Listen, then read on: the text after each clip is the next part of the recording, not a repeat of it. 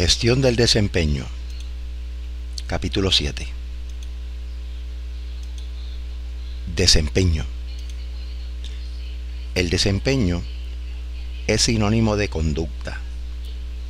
En términos psicológicos, es lo que hace un trabajador que se puede observar y se puede medir. Usualmente podemos medirlo en términos de intensidad y frecuencia. También incluye acciones que están relacionadas a las metas de la empresa. Son las contribuciones que hacen los empleados a la organización. Y se mide en términos de efectividad, de acuerdo a unos estándares o criterios establecidos. Eso es lo que hace que el desempeño se pueda medir con precisión y que sea una herramienta estratégica para ver no solamente cómo el empleado hace el trabajo, sino cómo ese trabajo que ese empleado hace impacta su unidad de trabajo o su departamento y cómo también impacta a la organización. Por eso es que se habla de que el desempeño tiene que medirse desde los niveles mínimos, que es el desempeño laboral del individuo, de los equipos de trabajo, de los departamentos operacionales y de la organización como un todo. Aquí le mostramos el ciclo de gestión del desempeño. Se comienza definiendo el desempeño, estableciendo cuáles son las metas que se quieren lograr en el desempeño y cuáles son las expectativas de desempeño en el puesto del empleado.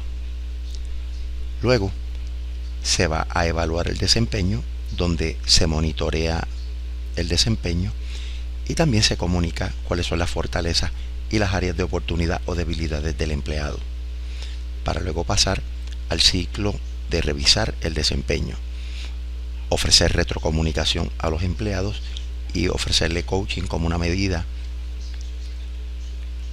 que permita corregir issues de desempeño. Y finalmente, proveer consecuencias por el desempeño, donde las consecuencias pueden ser desde ofrecer un feedback positivo y motivar, también ofrecer un incentivo por el desempeño, pero también si la persona no está desempeñando adecuadamente luego de haber hecho las medidas correctivas, se pueden tomar medidas disciplinarias con ese empleado.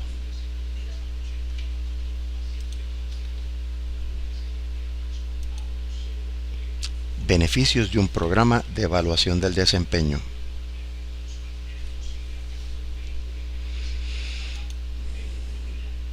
Maximiza las contribuciones de los empleados a las metas de la organización. Ayuda a tomar decisiones relacionadas al desempeño del empleado, como vimos en el ciclo, decisiones positivas y decisiones menos positivas. Si el sistema es efectivo y justo, los empleados se van a identificar más con la organización, ya que van a tener una percepción positiva de cómo se distribuye la justicia organizacional, cómo se distribuyen las recompensas, etc. También un buen sistema se considera como una buena defensa legal.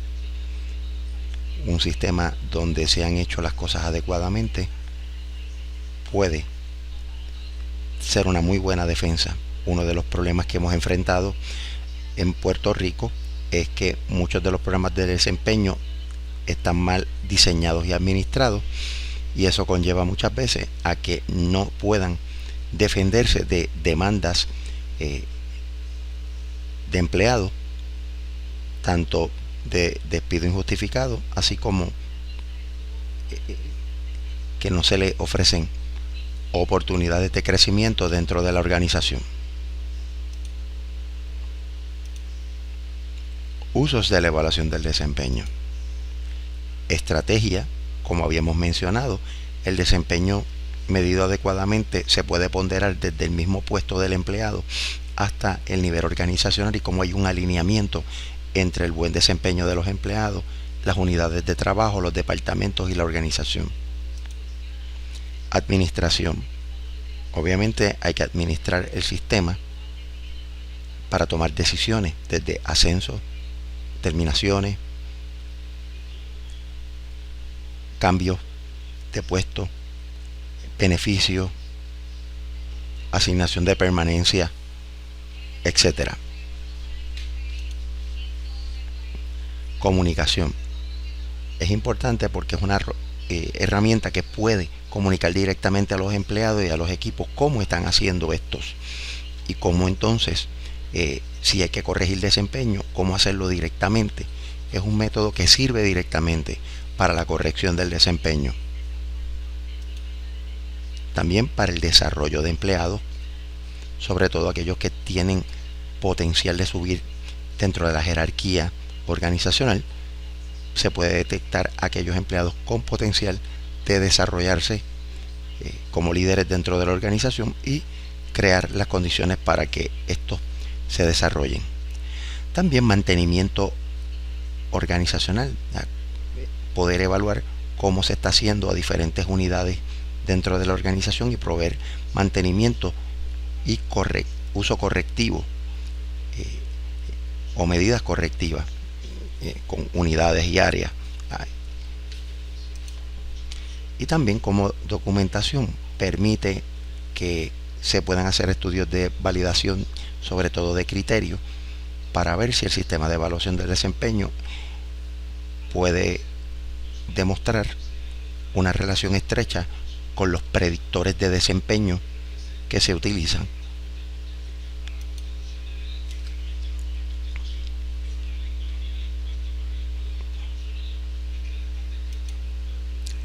La evaluación del desempeño y las leyes. Un sistema de evaluación del desempeño puede discriminar negativamente contra un empleado y violar la ley. Por tanto, es bien importante que el sistema esté bien administrado, los evaluadores, o sea, los supervisores, estén debidamente adiestrados y conozcan bien el sistema de evaluación, y que el sistema de evaluación haya demostrado como criterio de desempeño una relación con los predictores de selección de personal. El contenido de la evaluación también debe contener los criterios de desempeño.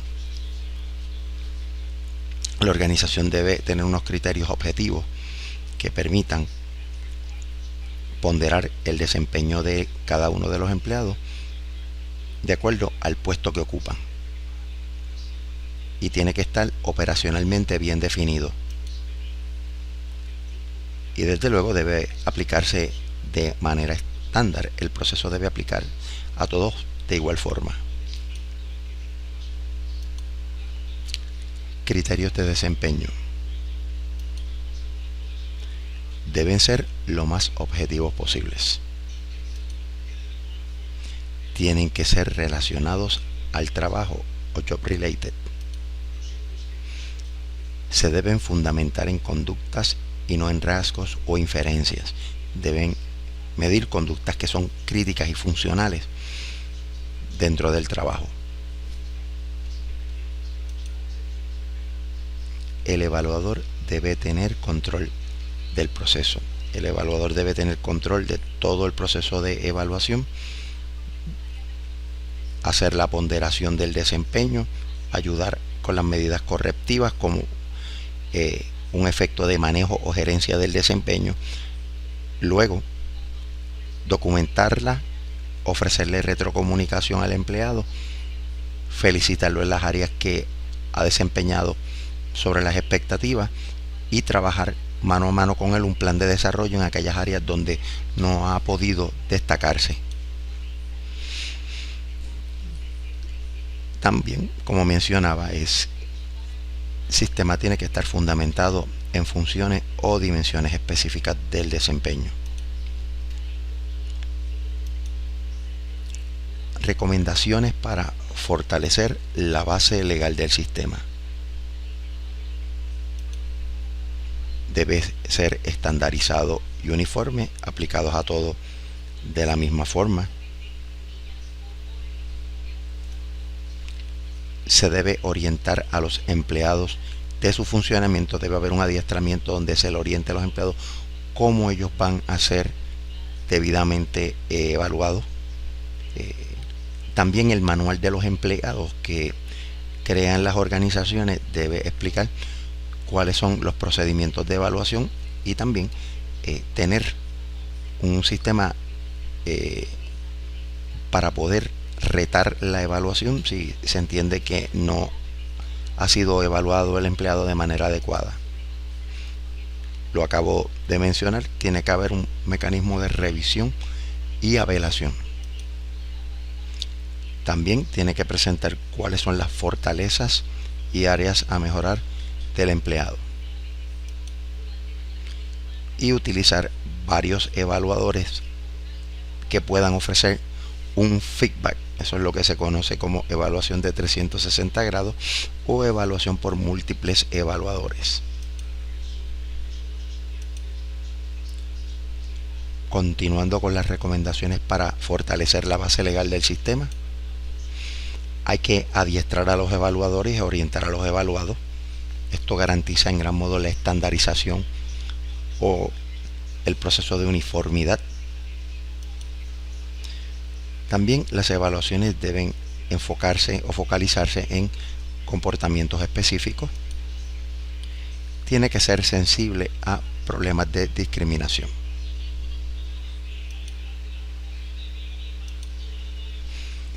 Fuentes de información sobre el desempeño, de donde los evaluadores o los supervisores utilizan la información para medir el desempeño de los empleados.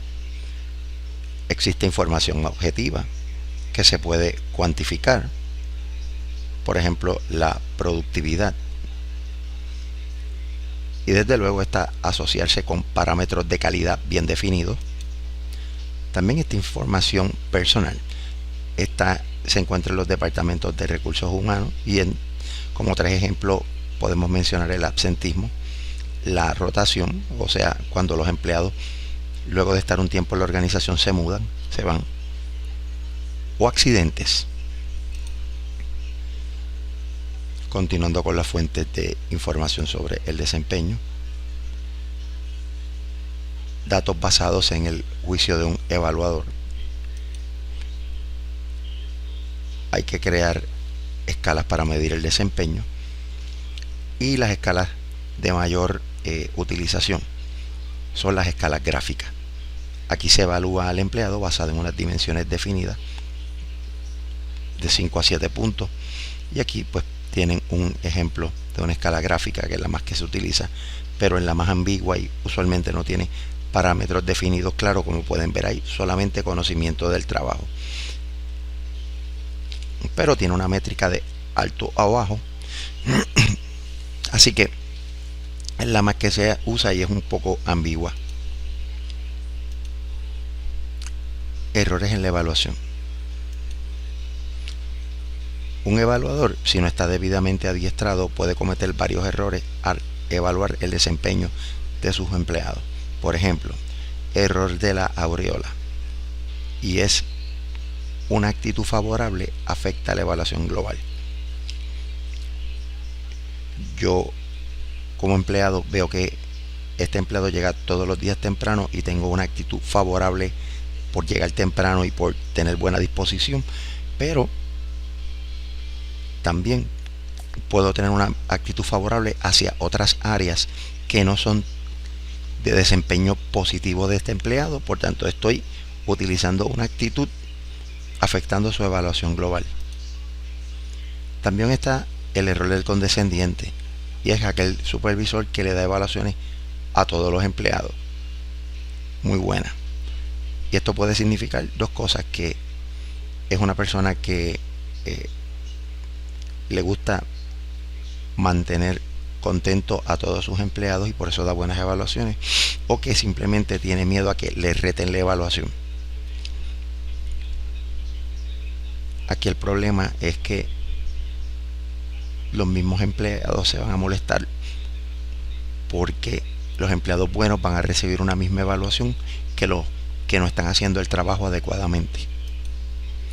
Está el error de severidad, también aquel supervisor que evalúa mal a todo el mundo porque dice él que el mejor empleado que tiene su departamento es él mismo. Esto crea un error no solamente en la evaluación, sino mucha desmotivación por parte de todos los empleados. También el error de tendencia central, que es darle una evaluación a todos en el promedio y no querer asumir la posición de evaluar mal o evaluar bien a los empleados, tratando de estar también un tanto siendo condescendiente. Lo único que va a suceder lo mismo, los empleados buenos se van a molestar y los empleados que están en el medio se van a quejar de que hay empleados que deben estar en el lado del mal desempeño y no están. Técnicas de comparación de empleados. Cuando se evalúa el desempeño de los empleados, se tiende a comparar el desempeño relativo de los empleados con esas puntuaciones y se crea un ordenamiento. Ese ordenamiento lo que hace es que se evalúa a los empleados y se coloca en un orden desde el que desempeñó mejor hasta el peor. También están las comparaciones pareadas. Cuando se aplican las comparaciones pareadas es cuando en un mismo departamento el supervisor va a comparar el desempeño de un empleado con otro en un criterio y luego con otro y luego con otro, para después tratar al final del día de crear un ordenamiento.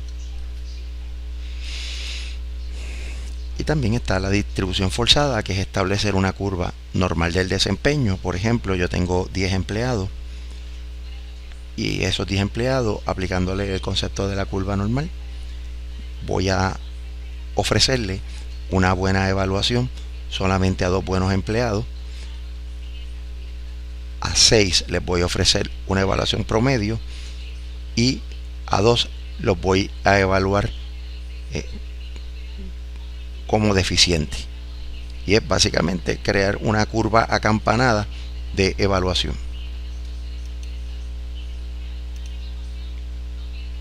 Escalas y listas de cotejos conductuales. Pues tenemos uno de los elementos que ayudan a evaluar el desempeño son los incidentes críticos, y también nos ayuda a crear escalas conductuales, escala fundamentada en conductas de desempeño específicos. Por ejemplo, están las escalas ancladas conductualmente. Son una combinación de incidentes críticos, o sea, conductas que van desde el desempeño más alto hasta el más pobre, y cada conducta en una gradación que puede ir del 1 al 3, el 1 al 5, al 1 al 7, va a tener básicamente una escala. También están las escalas de observación de conducta, donde lo que se hace es que se obtienen los incidentes críticos, se crea la gradación desde el mejor desempeño hasta el peor, y luego se establece la frecuencia con que ocurren estas conductas.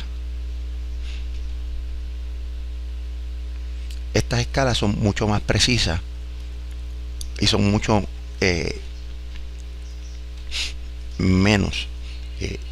son menos cuestionables, pero son bien difíciles de desarrollar.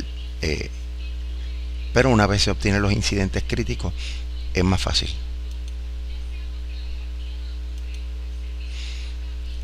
Adiestramiento al evaluador. Como habíamos mencionado anteriormente, el adiestramiento al evaluador es una muy buena herramienta para ponderar el desempeño. Reduce los errores de evaluación y la motivación para distorsionar los resultados. También mejora la calidad para emitir juicios y cuando se usa la estrategia de taller, donde se da práctica sostenida, se puede evaluar mejor el desempeño.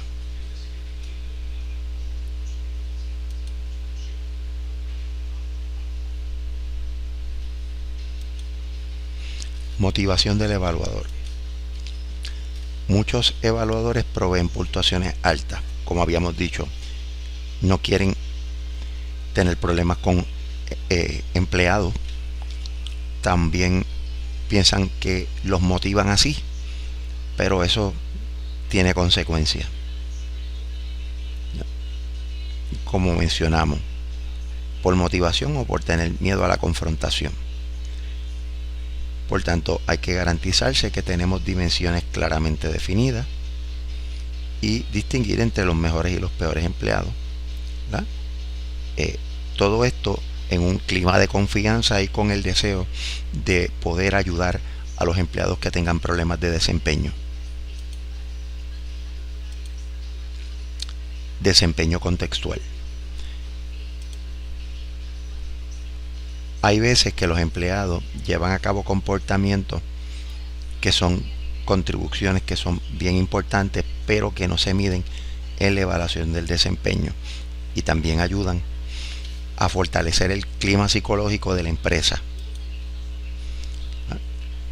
Estos no se relacionan directamente con las tareas, sino con la disposición o el deseo de llevarlos a cabo, y deben evaluarse en el sistema. Algunas de ellas es el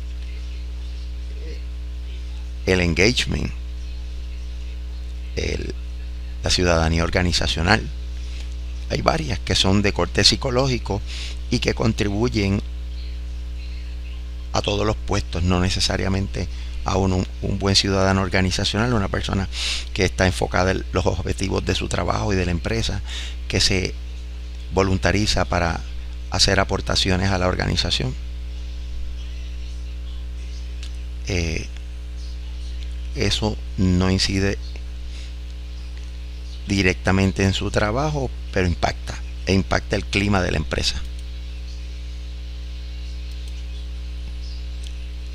También tenemos el proceso de evaluación por múltiples recursos, lo habíamos mencionado ya. Aquí otras personas, además del supervisor, evalúan al empleado. Esto presenta un ángulo más amplio del desempeño del empleado, ya que hay varias personas que están evaluando, tales como compañeros, clientes, personal de otros departamentos, gerentes y otros. A pesar de que el supervisor es el que al final del día hace la evaluación, recoge todo el insumo, lo integra y lo utiliza como un elemento integral, haciendo una evaluación integral del empleado. Ahora, ¿qué tal la retrocomunicación en la evaluación? Esta es importante, ya que hay que focalizarse en conducta y ejemplos de situaciones ocurridas. Esto es bien importante, que la conducta venga precedida por un ejemplo. Hay que estar atento a la comunicación verbal y no verbal del individuo, del evaluado, ya que hay uno puede ver no solamente lo que hace el empleado cuando habla, ¿no? Cómo se dirige, sino también cómo en términos no verbales se expresa. Hay que permitir que el empleado lea la evaluación antes de discutirla, y se debe fomentar la comunicación bidireccional para fortalecer la comunicación.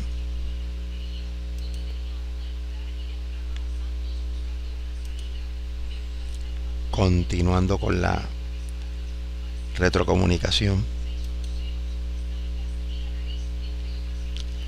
hay que permitir que el empleado rete los planteamientos, eso es importante. El evaluador debe estar familiarizado con el trabajo del evaluado. Hay que ser consistente en la aplicación de los estándares de desempeño y basar las evaluaciones en comportamientos observables, y además fundamentar las recomendaciones en las evaluaciones.